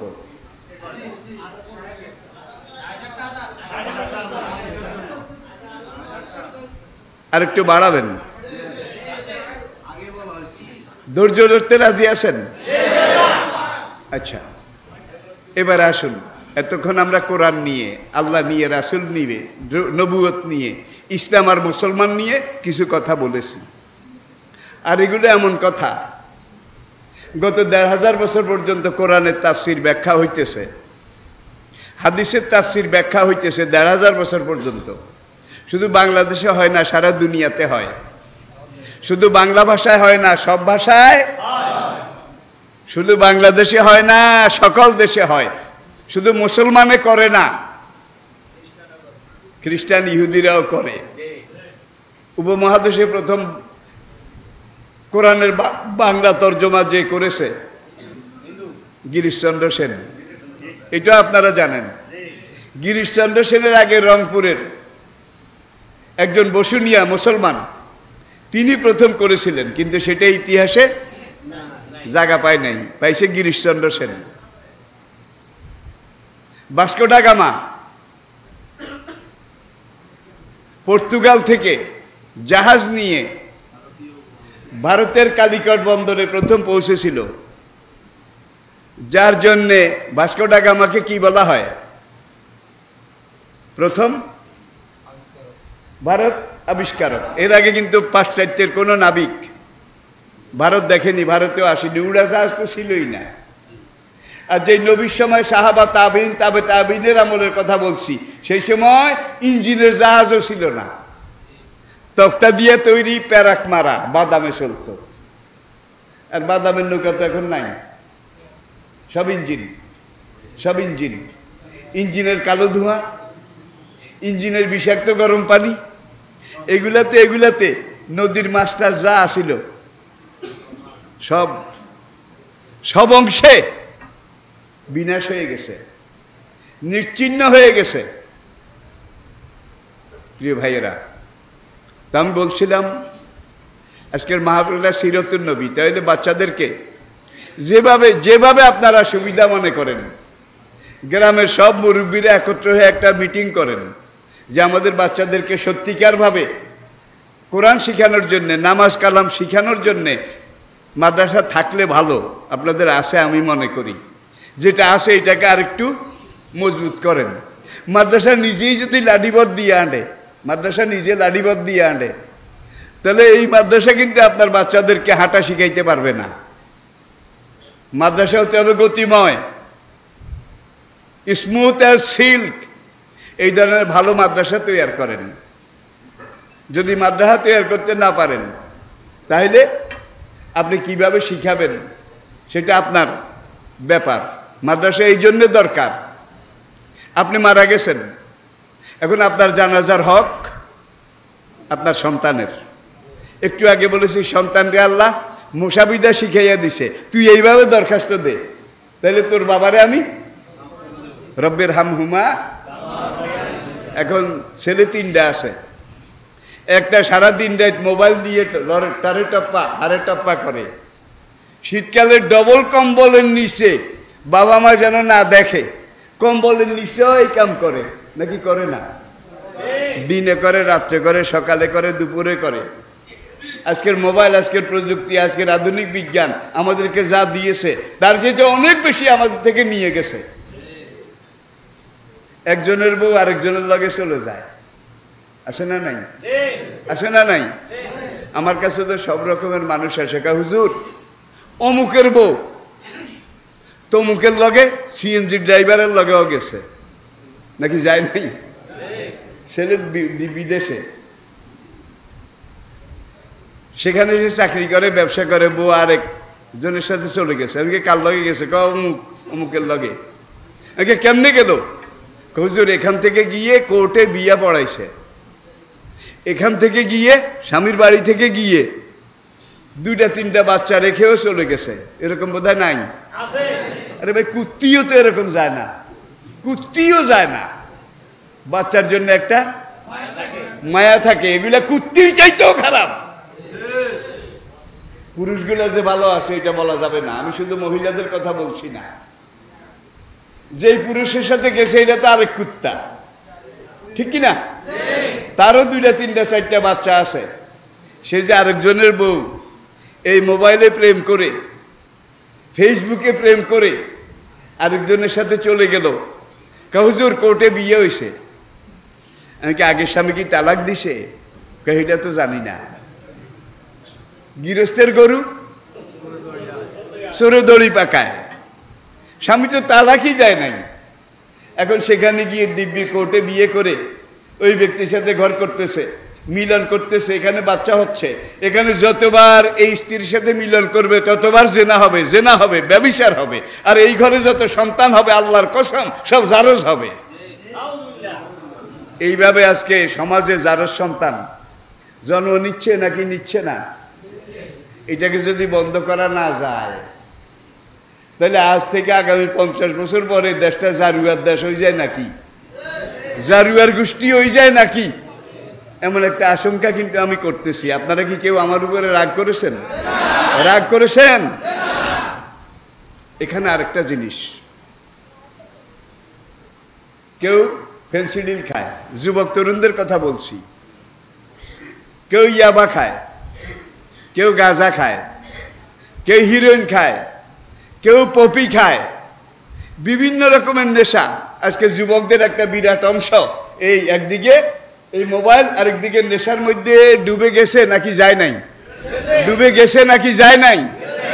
কুল্লু মুস্কার হারাম, কোরআনে মদ হারাম, নেশা হারাম, জুয়া হারাম, লটারি হারাম। একবার কোরআনের ডাইরেক্ট আয়াত, নবীজি হাদিসে এগুলার ব্যাখ্যা দিয়েছেন।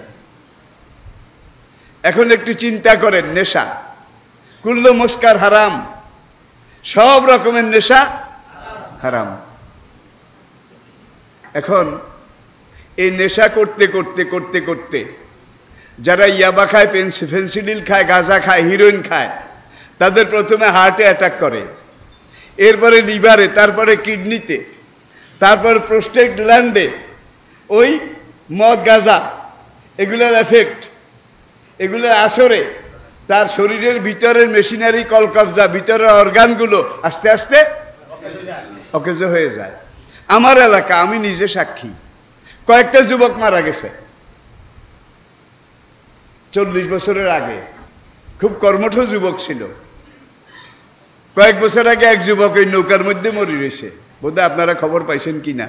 নৌকার মধ্যে সেখানে যেই খাইছিল, খাইয়ার বাড়িতে আসতে পারে নৌকাতেই মারা গেছে। কত রকমের মানুষ আমার কাছে আসে। কিছুদিন আগে এক মহিলা আসলো, এসে বলল, হুজুর আমার ছেলেটার জন্য একটু দোয়া করেন। আল্লাহ, মা কি হয়েছে তোমার ছেলের? বউ থাকে না। বউ থাকে না মানি? দুইটা বউ আনছি, একটার পর একটা, দোনোটা চলে গেছে। এখন আরেকটা খুঁজি, কিন্তু মেয়ের পক্ষ রাজি হয় না। আমি বললাম কারণ কি? ব্যাকে আর হোলার বলে এইটা নাই, মাফ করবেন, আর হোলার বলে। তাহলে বুঝা গেছে এই মদ, ফেন্সিডিল, গাঁজা এগুলা খাইতে খাইতে এগুলার এফেক্টে শুধু তার হার্ট যায় নাই, বাল্ব যায় নাই, লিভার যায় নাই, তার ওই যে আসলটা সেক্সুয়াল পাওয়ার, যৌন শক্তি, এইটাও ধ্বংস হয়ে গেছে। আমার যুবক তরুণ ভাইয়েরা, তোমাদের পয়সা দিয়ে তোমরা খাও, আমার মাথা ব্যথার কোনো কারণ নাই। আগামী দিনে এই দেশ তোমরাই চালাবে। তোমরা যদি কেউ এইভাবে নেশা খেয়ে খেয়ে একটা, এই নেশা খায় যারা, তারা 40-এর আগে অনেকেই কিন্তু ওই এক কিনার বাঁকা হয়ে যায়। রাস্তা দিয়া নিজের লইয়া চলতে পারে না, সমাজের লইয়া এরা চলবে নাকি? কেউ দিওয়ানা হয়ে যায়, কেউ পাগল হয়ে যায়। আবার এমনও ঘটনা আছে, এই নেশা যারা করে তাদের যৌন শক্তি, সেক্সুয়াল পাওয়ার, ওই যে বউ 3টা গেছে আরো যায়, তাহলে আর বউ আইনা লাভ কি? এটা তো সেই দেয় নাই। মা নিজে আমারে কইছে। আমি চিন্তা করলাম, এই তো আমাদের সমাজ। আমার যুবক ভাইয়েরা, কোনো নেশা খাওয়া যাবে না, ছোঁয়াও যাবে না। মোবাইল প্রয়োজনে ব্যবহার করবা, প্রয়োজন ছাড়া। এই আজকের বিজ্ঞানীরা বলছে এইভাবে মোবাইল রাত বিরাতে সময় অসময় বেশি ব্যবহার করলে ব্রেইন এফেক্ট করে, চোখের কার্নিয়া নষ্ট হয়ে যায়, হৃদয়ে আঘাত করে, শরীরের অর্গানগুলা নষ্ট হয়ে যায়। সুতরাং সব কিছু খানায় শরীর পুষ্ট হয়, সবল হয়, সচল হয়, কিন্তু বেশি খাইলে আবার মরাও লাগে, ঠিক কিনা বলেন? আমার একদল যুবক তরুণ আছে, আপনাদের এলাকা হয়তো নাই, কেউ চুল কাটছে মেসি, মেসি মেসির শার্ট, কেউ চুল কাটছে রোনাল্ডো, কি এরকম যুবক সব এলাকায় আছে, উত্তরবঙ্গে বেশি। কেউ রোনাল্ডো, কেউ মেসি, কেউ নেইমার। আচ্ছা, আগে যুবক ভাইয়েরা মেসির কায়দায় নেইমারের কায়দায় যারা চুল ছাড়ছ, তোমরা কে কে হাসরের মাঠে নেইমারের পিছে নেইমারের সাথে উঠতে রাজি আছো? হাত দেখাও। কি মেসির সাথে কে উঠতে রাজি আছো? হাত দেখাও। চুল কিভাবে কাটবা তোমার নবী তোমাকে শিক্ষা দেয় নাই নাকি? তাইলে তোমার চুল তো নবী যেভাবে বলছে নবীর সাথ দাও, নবীর সাথে উঠবা, নবীর সাথ দাও, নবী যেভাবে শিখিয়েছেন, তাহলে নবীর সাথে জান্নাতে যাইবা। তুমি চুল ছাড়লা এই মেসির মতো, রোনাল্ডোর মতো, আর হাসরের দিন তুমি দোয়া করো, আল্লাহ তুমি হাসরের মাঠে নবীর শাফায়াত আমার নসিব করিও। দূর হতচ্ছাড়া। মান তাশাব্বাহা বিকাউমিন ফাহুয়া মিনহুম, যে যাকে তার আনুগত্য করে, অনুসরণ করে, হাসরের মাঠে সে তার সাথে উঠবে। আমার কথা না, নবীজির কথা, নবীজির কথা। সুতরাং নবীজির শাফায়াত এইটাও পাবে না, নবীজির সুপারিশ এইটাও পাবে না। আজকে তুমি যৌবন আছে, টকবকে জীবন আছে, এটা আল্লাহর দান, এই মেশিনারিগুলো আল্লাহ দিয়েছেন, এগুলাকে তুমি এইভাবে অপব্যবহার করবে। সেই আল্লাহর শক্তি আছে, জীবনের এক পর্যায়ে একদিন মাথা চক্কর দিয়ে তুমি পড়ে যাবে, এইবার তোমাকে তিনজনে ধরে আনান লাগবো, এরকম ঘটনা বোধহয় নাই? হাসপাতালে নিলে ডাক্তার দেখে দেখে বলবে যে লাইফ সাপোর্টে নেওয়া লাগবে। কারণ কি? তার শরীরের যে অর্গান, অঙ্গ প্রত্যঙ্গ একটাও ঠিক মতো কাজ করে না, কারণ ওই নেশায় নেশায় সব কমতে কমতে কমতে কমতে একসময় অফ হয়ে যাবে। তোমরা যদি মরে যাও অকালে, আগামী দিনে এই দেশটা চালাবে কারা? কিছু মরে যাবে, আর কিছু বাঁকা হয়ে যাবে, আর কিছু হাতাল্লা হয়ে যাবে, আর কেউ যৌন শক্তি হারিয়ে বউ চলে যাবে। তাহলে সমাজ সংসার এইভাবে একটা ফাটল আছে নাকি নাই? চলছে নাকি চলছে না? প্রিয় ভাইয়েরা, সিরাতুন নবী, এইবার আসেন আসল কথায়, উপসংহারে। সিন ইয়া রা গলতে, দুই নক্তওয়ালা গলতে, সিরাতুন কোরআনের শব্দ। মুসা আলাইহিস সালাম ফেরাউনকে গিয়ে দিনের দাওয়াত দিলেন, তাওহীদের দাওয়াত দিলেন, বাক বিতর্ক, তর্ক বিতর্ক হইল। হওয়ার পরে আল্লাহ মুসা আলাইহিস সালামকে বললেন, কাল আল কেহা ইয়া মুসা, মুসা তোমার হাতের লাঠিটা সামনে ফেলে দাও। ফাল কাহা, মুসা ফেলে দিলেন। ফায়জা হিয়া, কয় না কা হাইয়াতুন, বিরাট এক কালসাপ অজগর, এইভাবে ফনা তুলে, ফেরাউনের সিংহাসনের চাইতেও তার ফনা উঁচু, এইভাবে জীব লক লক করে। ফেরাউনকে জাদু জাদু জাদুকর আনেছে, 60,000 জাদুকর, আর তখন জাদুকরের যুগ ছিল, 60,000 জাদুকর। মুসার লাডি সাপ একটা, আর 60,000 জাদুকর, তারা কেউ 100 সাপ বানাইছে, দড়ি দিয়ে, সুতা দিয়ে, গাছের লতা দিয়ে সাপ বানাইছে। তাইলে 60,000 জাদুকর, তারা যদি 100টা করে সাপ বানিয়ে থাকে, কত সাপ? 10টা করে বানালে কত? আপনারা হিসাব করেন, 60 লাখ। আর মুসা যখন লাঠিটা ছেড়ে দিলেন, অজগর এইভাবে একবার ফনা তুলে এইভাবে হাঁ করলো, লক্ষ লক্ষ জাদুকরের লাঠি সব নদীর স্রোতের মতো এসে এইটার ভিতরে ঢুকে গেল, অজগরের পেটের ভিতরে ঢুকে গেল। কোরআনে আল্লাহ পাক বলছেন, মুসা নবীর ঘটনা। এখন লাঠি ছেড়ে দেওয়ার পরে এই ঘটনা মুসার সামনে, নবী হইল তো মানুষ, ভিতরে একটু কিরে ছাড়লাম লাঠি, ওইল কি? ওইল তো সব খাইল কি? কত লক্ষ লক্ষ সব খাইয়ে লাইছে, নবী নিজে ডরাইছে। আল্লাহ কয়, কালা খুজহা ওয়ালা তাখাফ, মুসা সাপের গর্দান ধরো, ওলা তাখাফ, ভয় পেও না, ভয়ের কোনো কিছু নাই। সানুইদুহা সিরাতাহাল, এই সিরাত পাইছেন নি?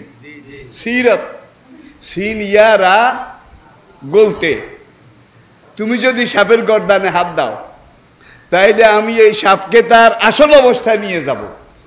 মুসার এই সাপের আসল অবস্থা কি আছিল? লাডি নাকি? সানুইদুহা সিরাতাহাল উলা, আগে এটা যেই লাডি আছিল, তুমি সাপের গর্দানে হাত দিলে এটা সেই লাঠি হয়ে যাবে। মুসা গর্দানে হাত দিলেন, এত বিশাল অজগর, এইবার ওই এই এক মুঠ যেই লাডি সেই লাডি, লক্ষ লক্ষ সাপ তো দূরের কথা, একটা সুতাও খুঁজে পাওয়া যায় নাই। কারণ এই লাডির আসল সুরত, অরিজিনাল সুরত, এটা লাডি নাকি? লাডি সিরাতাহাল, তাহলে সিরাতুন নবী, নবীর আসল সুরত, নবীর আসল অবস্থা, নবীজির আসল জীবন, বাস্তব জীবন। সিরাতুন নবী, নবীর কথা, নবীর কাজ, নবীর আচার আচরণ। কওলুহু ও ফেলুহু ও সুকুতুহু, নবী যেটা বলেছেন সেটাও হাদিস, নবীজি যেটা করেছেন সেইটাও হাদিস। সুকুতুহু, নবীর সামনে কোনো সাহাবী কোনো একটা কাজ করেছে, নবী দেখছেন, দেখে হাও বলেন নাই, নাও বলেন নাই, চুপ থেকেছেন। কি বোঝা যায়? কি 4000 বছর আগের বেদে লেখা আছে, মৌনং সন্মতি লক্ষণ, মৌনং সন্মতি লক্ষণ। চুপ থাকলে বোঝা যাবে রাজি আছে। বিয়ের দিন আগদের আগে মেয়ের এজেন্ট আনতে যায়, যায় না? এজেন্ট আনতে যায়, ভাই সেটাও আরেক কেয়ামত। দাদি যায়, নাদি যায়, ফুফু যায়, খালা যায়। আবার ওইদিকে বরের পক্ষের পুরুষেরাও আসে। আসলে এগুলো একবারে বেদাত, একবারে বেদরকারি। মশলাটা জেনে নেন। মেয়ের পক্ষের, ছেলের পক্ষের মুরব্বীরাও আসে। আর মেয়েটা তো আজকে এমনি জর্জরিত, ক্ষত বিক্ষত, অন্তরের দিক থেকে পুরো অসুস্থ। 16-20 বছর যেই মা বাবার সংসারে ছিল, আজকে ছেড়ে যেতে হবে, সে শুধু কাঁদে। এখন ওই পুরুষেরা এইভাবে খাড়াইছে কল্লা টানা দিয়ে, সেই মেয়ে এজেন্ট দেয়নি, ছেলের দুলাভাইও খাড়াইছে। এই এদেরকে এই মেয়ের এখানে এসে দাঁড়ানো, এটা জায়েজ হয়েছে নাকি?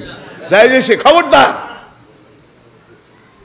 এখন আবার মেয়ের কিছু দাদি টাদি আছে, মেয়ে তো খালি কান্দে, কই যে এতেনরা আইছে, তুই একটু রাজি আসত নি? অমুকের ছেলে অমুক এত মহারানা, তোরে বিয়ে দিতে চাই, তুই রাজি আসত নি? মেয়ে কিচ্ছু কয় না, খালি কান্দে। দাদি একটু একা হাঙ্গুডি কস না কা, তারা রই যে জ্বলি যায়, হাঙ্গুডি কস না কা। ভাই আমি তো আপনাদেরই ছেলে, আপনাদেরই লোক, এরকম কয়নি? হাঙ্গুডি কস না কা, ও তারা রই যে জ্বলি যায়, ভাত খাইতে হারে না। সম্পূর্ণ বেদরকার। দেখেন নবী ইসলামের কত সহজ করেছেন। আপনি যে আগের রাত্রে গরু জবা করছেন বা গরুর গোস্ত কিনে আনছেন, আগামীকাল মেয়ের বিয়ার তারিখ নাকি, গোস্ত কিনছেন, মাছ কিনছেন, তরকারি কিনছেন, মশলা কিনেছেন, পোলাওর চাল কিনেছেন, আর যার অ্যাবিলিটি আছে, সক্ষমতা আছে, গোটা গরু জবা করে দিছেন, ঠিক নি? মেয়ে তো এগুলা দেখছে নাকি? দেয় না? দেখছে তো। দেখি টেকি মেয়ে একবারও কইসেনি আব্বু এগিন করিয়েন না, আমি এগুনের মধ্যে নাই, কইসেনি? তাহলে বুঝতে যায় মেয়ে সব দেখছে, বুঝছে যে কাইলে আমার এই ঘটনা হইব। মেয়ে চুপ করে রয়েছে, তাহলে এই চুপ থাকাটা কি এজেন্ট হয়ে গেছে। কিন্তু আজকাল যা করে এগুলা শরীয়তের কাছে ধারেও নাই। মেয়ে যদি বালেগা হয় এবং মেয়ে যদি এগুলো সব দেখে দেখে চুপ থাকে, তাহলে কি তার এজেন্ট এই চুপ থাকার মধ্যেই আসে, ঠিক কিনা বলেন? এখন আমি যে কথাটা বলছিলাম, সিরত, নবীজির কথা, নবীজির কাজ, নবীজির চলন, নবীজির বলন। আর নবীজি আসার আগে, কোরআন আসার আগে মক্কায় খুব সুখ শান্তি আছিল নাকি? হ্যাঁ রে, চুরি ডাকাতি, খুন, হত্যা, রাহাজানি, নেশা, মদ, জুয়া কোনটা না আসিল? বেহায়াপনা, জেনা, এটা কোনটা না আসিল? মানুষকে ধরে এনে হাতে শিকল দিয়ে বেঁধে বাজারে বিক্রি করত, গরুরান্ডের মতো, ঠিক না বেঠিক? মানুষকে ধরে এনে শিকলে বেঁধে বাজারে বিক্রি করত আশরাফুল মাখলুকাত মানুষ। এইভাবে একটা অরাজকতায় পরিপূর্ণ ছিল। জজিরাতুল আরবে কয়েকটা পরিবার ছিল জমিদার, তাদের জায়গা জমিও বেশি ছিল, খেজুর বাগানও বেশি ছিল, ব্যবসাও বেশি ছিল। আর পুরো এলাকার লোক সবাই ওই জমিদারের গোলাম, বদলা, কামলা। সেখানে মেহনত করতো, কাজ করতো, সামান্য কিছু পাইতো। আর গোলাম যারা, তারা তো সামান্য পাইতো না, জীবনে একবার 1 টাকা চাইলে না, 5 শিকা দিয়ে কি নিয়ে এনেছে গোলাম। এটা 5 শিকা বুঝার জন্য বলছি।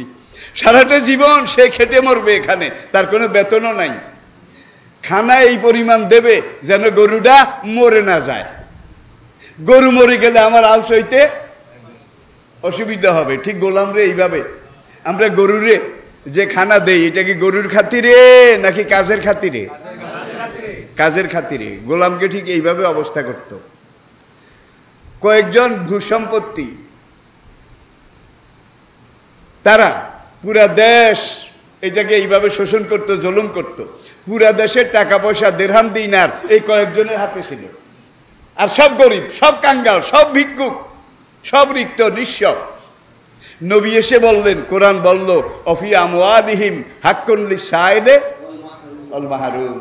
ধনীদের যে সঞ্চিত ধন, এই সঞ্চিত ধনের মধ্যে বঞ্চিত গরিবের অধিকার আছে।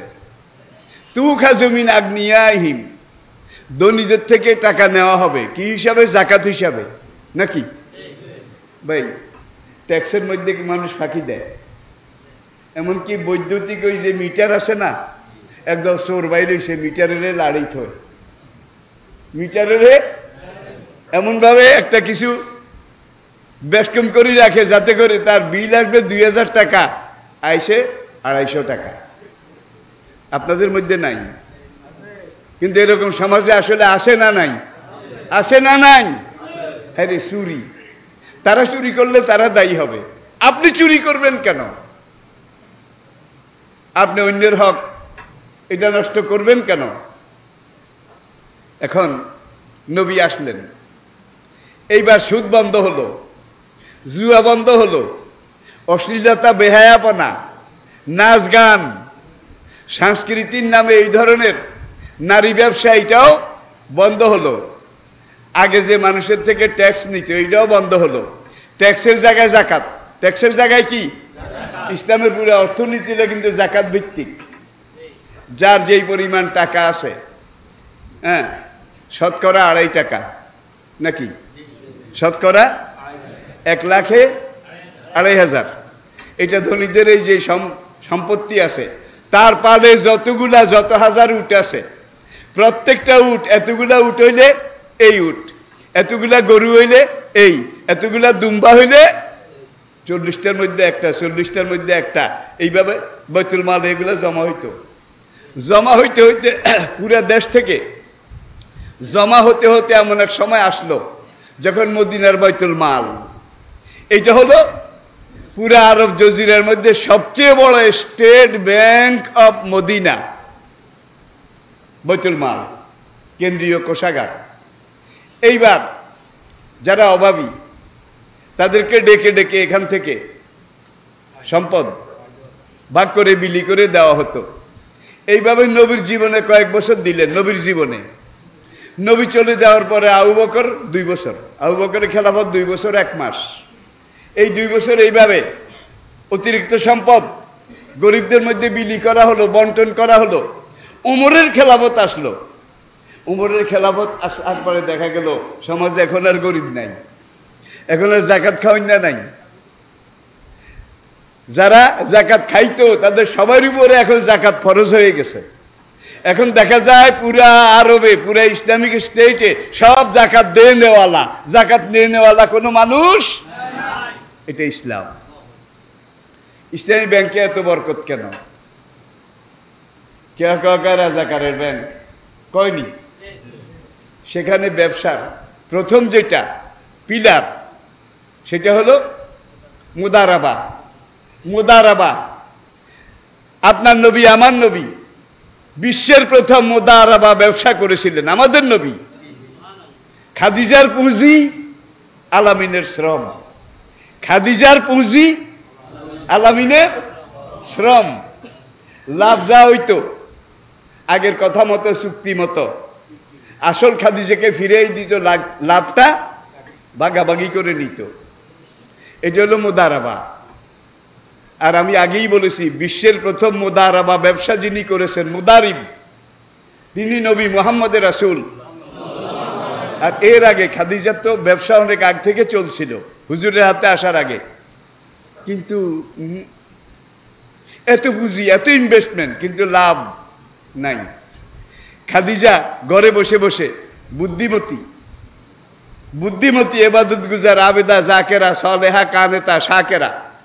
খাদিজা ঘরে বসে বসে লোক বাছাই করে। মক্কাতে তো সব বাটপার, যারে পুঁজি দিছি, যারে পুঁজি দিছি। এই যুগের ব্যবসা কিন্তু এরকম, পুঁজি দিলে শেষ, ব্যবসা তো দূরের কথা। ঠিক না বে ঠিক? এইবার খাদিজা আলামিনকে খবর দিলেন যে আলামিন, তাও কিন্তু নবুয়তের 15 বছর আগে, আলামিনের বয়স তখন 25 বছর, ঠিক কিনা? আমার এই পুঁজি আছে, তুমি আমার পুঁজি নিয়ে সিরিয়ায় যাও, বসরায় যাও, মিশরে যাও, ইয়ামনে যাও, তুমি আমার ব্যবসাটা দেখাশোনা করো, তোমাকে আমি লাভের এই আমি নেব, এই তোমাকে দেব। প্রথম সফরেই ভাই, গত কয়েক সফরের লাভ প্রথম সফরেই হয়েছে। খাদিজা পুঁজি আরো বাড়াইলেন, আরো বাড়াইলেন, বাড়াইতে বাড়াইতে সাহাবাই কেরাম, তারাও অধিকাংশ ব্যবসায়ী ছিলেন সাহাবাই কেরাম। আশারায়ে মুবাশশারার একজন আব্দুর রহমান ইবনে আউফ, আশারায়ে মুবাশশারার একজন আব্দুর রহমান ইবনে আউফ মদিনা যাওয়ার পরে এত বড় ব্যবসায়ী ছিলেন। একবার মদিনা নগরীতে বিকালবেলা একটা হই হই রই রই, আইয়ে রে আইয়ে রে, আইছে রে, সব মানুষ মরুভূমির দিকে দৌড় দেয়। কি হয়েছে? আব্দুর রহমান ইবনে আউফের সিরিয়া থেকে বাণিজ্য কাফেলা আসে, বাণিজ্য কাফেলা। সেখানে 750 উট ছিল, 750 উট, প্রত্যেকটা উট পণ্য বোঝাই ছিল। মদিনার শহরতলির একজন গরিব, সে যখন শুনলো আব্দুর রহমান ইবনে আউফের ব্যবসায়িক কাফেলা সিরিয়া থেকে আসতেছে, সে গিয়ে দেখে যে আব্দুর রহমান ইবনে আউফ তিনি প্রথম উটের উপরে। এই উটটার মধ্যে সবচেয়ে বেশি মালপত্র, দামি দামি সোনা দানা, দিনার দিরহাম। এখন এই বেটাও ঠেঁডা কম না, কেঁডা কম না। এই বেটা আইয়া কয়, আব্দুর রহমান ইবনে আউফ, আপনার মাল বোঝাই একটা উট আমারে আল্লাহর হস্তে দান করেন, মাল বোঝাই একটা উট। আব্দুর রহমান ইবনে আউফ তিনি বললেন, আচ্ছা তুমি কোন গা নিবা, কোন গা নিবা?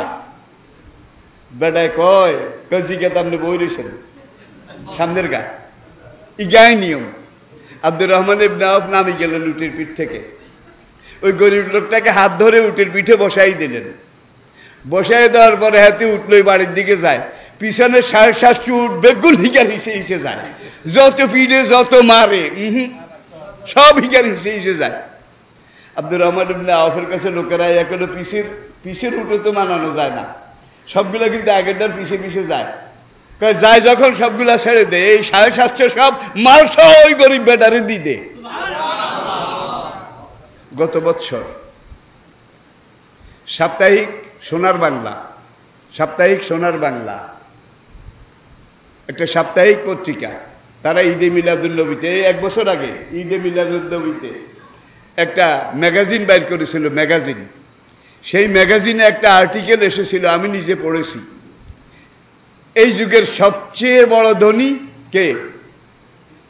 বর্তমান বিশ্বে সবচেয়ে বড় ধনী কে? বিল গেট। বিল গেট সবচেয়ে বড় ধনী। তার সম্পদের হিসাব কিন্তু আমি আপনাদেরকে দিতে পারবো না, এত সম্পদ।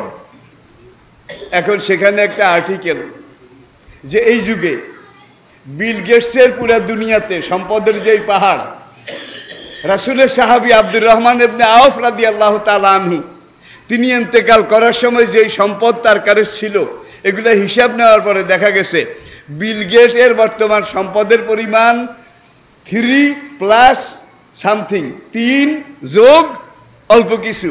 আর আব্দুর রহমান ইবনে আওফ রাদিয়াল্লাহু তাআলা আনহু আশারায়ে মুবাশশারার একজন। তিনি ইন্তেকাল করার পরে তার মক্কা, মদিনা, জজিরাতুল আরব, দামাস্ক, সিরিয়া, ইয়ামেন, মিশর সব জায়গা থেকে তার যতগুলো মন্ডি ছিল, যতগুলো শোরুম ছিল, যতগুলো আড়তদার ছিল, যতগুলো ব্যবসার কেন্দ্র ছিল, এগুলো সম্পদ যখন মদিনাতে হিসাব আসলো, হিসাব আসার পরে এখন দেখা গেল বর্তমান বিশ্বের সবচেয়ে বড় ধনী বিল গেটসের সম্পদের চাইতে আব্দুর রহমান ইবনে আওফের সম্পদ 6 পয়েন্ট সামথিং। কোথায় 3 আর কোথায় 6। আর এই আব্দুর রহমান ইবনে আওফ ইন্তেকালের আগে একটা লিখিত ওসিয়তনামা লিখে বললেন যে আমি যদি রাতে মরি তাহলে আমাকে রাতে দাফন করবে, ভোরবেলা আমার যত সম্পদ যত দিক থেকে আসবে সব আল্লাহর রাস্তায় তোমরা দান করে দিও। তাহলে সাহাবারাও সম্পদের মালিক ছিলেন, অনেক অনেক সম্পদের মালিক ছিলেন। তারা এই টাকা দিয়ে জান্নাত খরিদ করেছে, বেহেশত কিনেছে, আর আমরা টাকা খরচ করে জাহান্নাম কিনে নিচ্ছি। তাহলে নবীর সিরত, নবীর জীবনের ব্যাপকতা। আর একটা কথা বলে শেষ করি, নবীজি ইন্তেকাল করেছেন। ইন্তেকাল করার পরে একজন সাহাবী নবীজির দাফন কাফনের পরে আম্মা জান আয়েশা রাদিয়াল্লাহু তাআলা আনহা তার হুজরার সামনে আসলেন। কারণ নবীজির বেগমদের মধ্যে, বিবিদের মধ্যে সবচেয়ে কম বয়সী ছিলেন আয়েশা রাদিয়াল্লাহু তাআলা আনহা। তার কাছে আসলেন। যখন নবীজি ইন্তেকাল করেন তখন আয়েশা রাদিয়াল্লাহু তাআলা আনহা তার বয়স ছিল 18 বছর। নবীজি ইন্তেকালের পরেও মা আয়েশা 40 বছর জীবিত ছিলেন। এটা ইতিহাস। এখন আয়েশা রাদিয়াল্লাহু তাআলা আনহার নবীজির রওজা মোবারক যেখানে নবীজি শুয়ে আছেন এটাই কিন্তু মা আয়েশার হুজরা ছিল। এখন ওই সাহাবী শুধু কাঁদে। আম্মা জান দরজায় একটা চামড়া পর্দা টানানো ছিল, পর্দার পিছনে দাঁড়িয়ে কান্নারত সাহাবীকে জিজ্ঞেস করলেন, মা খাতা বুকাইয়া বুনাইয়া, বাবা তুমি কি বলবে, তুমি কাঁদছো কেন? সাহাবী কান্না জড়িতভাবেই বললেন, মা এতদিন তো নবীজি আমার সামনে ছিলেন, নবীজিকে দেখে দেখে ইসলামের সবগুলা কাজ আমি করেছি, নবী যেভাবে করেছেন, করতে বলেছেন সেইভাবে করেছি। এখন তো নবীজি ইন্তেকাল করে মদিনার জমিনের নিচে দাফন হয়ে গেছে, আর স্বামীর চরিত্রের খুঁটি নাটি ক্ষুদ্রাতি ক্ষুদ্র তলিয়ে খতিয়ে গভীরভাবে যাচাই বাছাই নিরীক্ষণ করে স্বামীর চরিত্র নিজের ঘরের বিবি যেইভাবে জানে দুনিয়ার অন্য কোনো মানুষ, ঠিক কি না? এটা একটা সাইকোলজি। কিন্তু এখন নবী নাই, আমি আপনার কাছে এসেছি, মা আপনি এক কথায় আমাকে বলে দেন নবীর সিরত কি ছিল, জীবনচরিত, জীবন ধারণের বিভিন্ন পর্যায় কেমন ছিল। মা কানা সিরাতুন নবী সাল্লাল্লাহু আলাইহি ওয়াসাল্লাম, নবীর সিরত কেমন ছিল, কি ছিল? আম্মা জান পর্দার আড়াল থেকেই সাহাবীকে জিজ্ঞেস করলেন, ইয়া বুনাইয়া মা কারাতাল কোরআন, বাবা ছেলে আমার, আল্লাহ দেয়া আমার স্বামীর আনা 30 পারা কোরআন তুমি কি তেলাওয়াত করনি? সাহাবী পর্দার বাইরে থেকে জবাব দিলেন, বালা আম্মা আমি তেলাওয়াত করেছি, 30 পারা কোরআন তো আমার মুখস্থ আছে। আম্মা জান পর্দার আড়াল থেকে বলে দিলেন, কানা খুলুকুহুল কোরআন, 30 পারা কোরআনে যা লেখা আছে আমার স্বামী তোমাদের নবীর চরিত্রে তা করা আছে। আল্লাহু আকবার। যেই কোরআন আমরা তেলাওয়াত করি এটা ফিলোসফিক্যাল কোরআন, এটা থিওরিক্যাল কোরআন। আর নবীর চরিত্র সিরত ছিল এই লিখিত কোরআনের বাস্তব প্রতিষ্ঠিত জীবন্ত জ্বলন্ত শাশ্বত নমুনা। সহজ করে বলছি, যে কোরআন আমরা তেলাওয়াত করি এটা ফিলোসফিক্যাল কোরআন, থিওরিক্যাল কোরআন। আর নবীর সিরত, নবীর চরিত্র ছিল এই লিখিত কোরআনের প্রতিষ্ঠিত বাস্তব রূপ। কোরআনে যা বলা আছে নবীর জীবনে তার সব কিছু করা আছে। আরেকদিন আরেক সাহাবী নবীজির ইন্তেকালের পরে উম্মতের আরেক জননী আম্মাজান উম্মে সালমা রাদিয়াল্লাহু তাআলা আনহা,